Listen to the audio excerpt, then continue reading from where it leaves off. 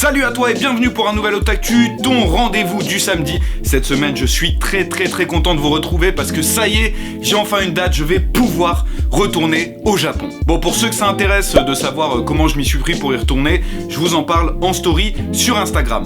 Donc aujourd'hui dans l'Otaktu, on va forcément encore parler de Kimetsu no Yaiba, comme toutes les semaines, puisque ça n'en finit plus de tout exploser. On va parler d'un manga que j'affectionne particulièrement et que je trouve très sous-coté. Il y a de la baston, il y a des motos, il y a la vie au Japon, enfin c'est un condensé de trucs magnifiques, vous allez voir. On va parler d'une grande société qui a fait faillite au Japon à cause du Covid et qui risque de changer peut-être votre futur voyage. Et aussi de l'actu, en bref, Otaktu, c'est parti. Cette semaine, on va encore parler de Demon Slayer, puisqu'après avoir été le film au plus gros lancement dans le monde et avec le plus de recettes en l'espace d'un week-end, il est déjà actuellement dans le top 10 des films les plus rentables au Japon. À rappeler que le film est sorti seulement le 16 octobre et a déjà généré 15,7 milliards de yens. 2 semaines après sa sortie, il est déjà le 15e film le plus regardé au Japon, en prenant en compte tous les films, même étrangers, sortis au Japon. 5e film d'animation le plus rentable,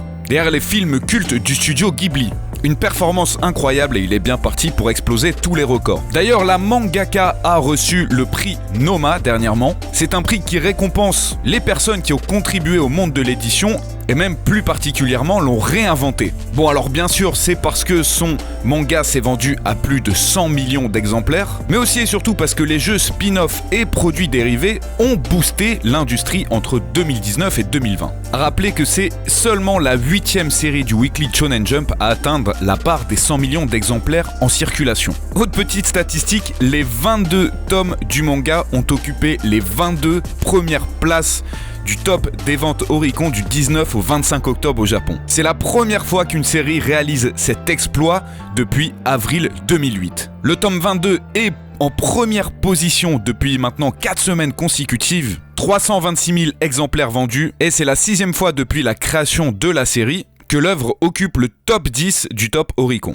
Je vais vous parler maintenant de l'anime Mars Red, qui est daté au Japon pour avril 2021, qui a particulièrement capté mon attention grâce à son chara-design, mais aussi grâce à son histoire originale. On est en 1923, les vampires font partie de la civilisation, mais leur nombre augmente considérablement et est apparu sur le marché noir la circulation d'un sang artificiel appelé Askra. C'est alors que le gouvernement japonais va créer une unité spéciale au sein de l'armée intitulée Code Zero, qui a pour but d'éliminer les vampires en utilisant des vampires. On va donc suivre cette unité et plus particulièrement Defrot, un vampire de classe S, d'enquêter sur ces mystérieux événements et surtout d'y mettre à terme avant que la société ne s'effondre. Au scénario, on retrouve Junichi Fujisaku, scénariste de Blood Sea The Last Dark, Blood Plus ou Atom The Beginning, et en directeur artistique Hiroshi Kato et Hirofumi Sakagami qui ont travaillé sur City Hunter Shinjuku Private Haze. Je vous invite à suivre ça de très près, ça risque d'être un très bon anime à suivre.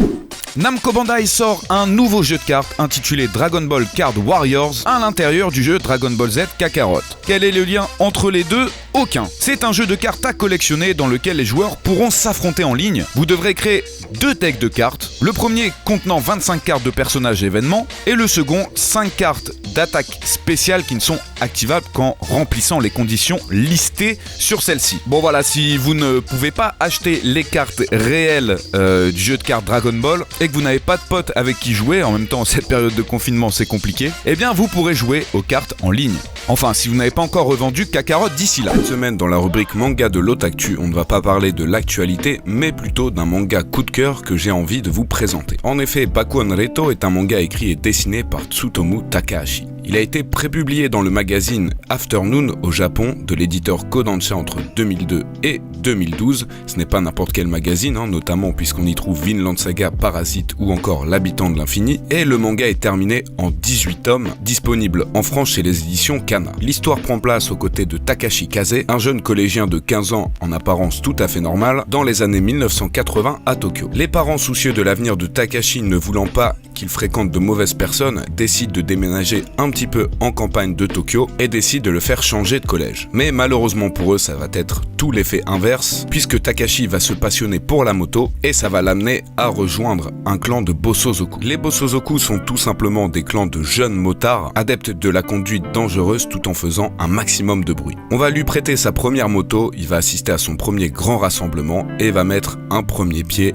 dans le clan des zéros. Petit à petit, ce qui n'était qu'un intérêt pour lui va devenir le centre de sa vie. Au début, petit collégien timide et effacé, il va petit à petit se décolorer les cheveux, changer de coupe de cheveux et monter dans la hiérarchie de son clan, n'hésitant pas à utiliser la violence pour soumettre les plus faibles que lui. Alors au vu de ce synopsis, vous allez dire que c'est un manga réservé aux passionnés de la moto. Et bien même si le but des Bosozoku c'est de faire des grands rassemblements de motards, le manga aborde différents autres sujets de la société. L'amitié, l'amour, la drogue, la rivalité entre les yakuza, la confrontation face à la mort, les problèmes familiaux, la détention pour mineurs et tout simplement dans son ensemble les pensées d'un jeune adolescent ne trouvant pas sa place dans une société japonaise qu'on lui impose. Et tout ce récit est particulièrement immersif, tout simplement car c'est une autobiographie du mangaka lui-même. Même si le manga relève quelques points négatifs de la société japonaise, il n'est en rien une critique de celle-ci. On est plutôt sur le récit des souvenirs du mangaka qui réussit brièvement à nous transmettre les émotions qu'il a ressenties lorsqu'il était jeune. Alors si vous en avez un petit peu marre des shonen avec des pouvoirs un petit peu overcheatés de partout, que vous voulez suivre une histoire passionnante et surtout réaliste, Bakuon Reto est fait pour vous. Si vous êtes fan d'animation japonaise ou de jeux vidéo, quand on parle Japon, la première image que vous devez avoir c'est Akihabara et plus particulièrement ces salles d'arcade Sega puisqu'elles sont très présentes dans ce quartier et la couleur rouge est plutôt tape à l'œil. Et malheureusement après avoir fermé un de leurs immeubles au mois d'août dernier à Akihabara suite aux causes du Covid, Sega a annoncé l'abandon du management et de la gestion du business de ces salles entièrement. Alors qu'ils s'occupaient jusqu'à présent de 193 salles d'arcade dans tout le Japon, ils ont annoncé qu'ils cédaient 85% de leur part à la société Genda, qui est une autre société qui s'occupe du divertissement et des salles d'arcade au Japon. Et bien entendu, même si le groupe avait quelques difficultés depuis des mois, tout ceci a été aggravé suite au Covid-19. Sega ne gérera donc plus ces salles d'arcade, mais continuera à produire des bornes ou des jeux. Alors que les salles d'arcade au Japon se dirigent de plus en plus vers des machines à pince pour gagner, vous savez, des petites peluches ou des goodies, Sega était assez réputé pour avoir des étages complets, par exemple, de bornes d'arcade de jeux de combat ou de jeux concept. Espérons donc que Genda, la nouvelle société en charge de ces salles, ne va pas trop dénaturer ce lieu mythique. En bref, un petit trailer de la saison 2 de l'anime The Promised Neverland qui arrivera le 7 janvier sur la chaîne Fuji TV. La deuxième saison de Beastars est annoncée pour le 5 janvier sur Netflix avec un épisode ajouté tous les jeudis. Le concert One Piece Music Symphony 3 à Paris aura lieu le 10 avril 2021 jusqu'aux arcs de Whole Cake Island, Zoo et Pays de Wano. Le premier ministre japonais fait référence à Demon Slayer lors d'un débat national. Avant de répondre à une question posée par ses opposants, il a dit, je cite, « Je répondrai avec une concentration totale de mon souffle ». Petit clin d'œil donc à Kimetsu no Yaiba. Imaginez juste 2 secondes Macron, avant d'annoncer le confinement, sortir un bail du genre « Chers Français, si vous ne croyez pas en vous, croyez en moi qui crois en vous ». Est-ce que vous avez la ref? Dites-le moi dans les commentaires. L'anime Prince of Tennis aura le droit à 2 épisodes exclusifs ce printemps 2021 au Japon. JoJo's Bizarre Adventure s'est vendu à plus d'1 million d'exemplaires en France. Et je suis vraiment très content, c'est magnifique. Je me souviens à l'époque quand j'avais commencé à acheter les tomes, certaines parties étaient introuvables ou à des prix dépassant les centaines d'euros dans les anciennes éditions. Donc un gros merci à Tonkam. Et le manga Chainsaw Man qui cartonne au Japon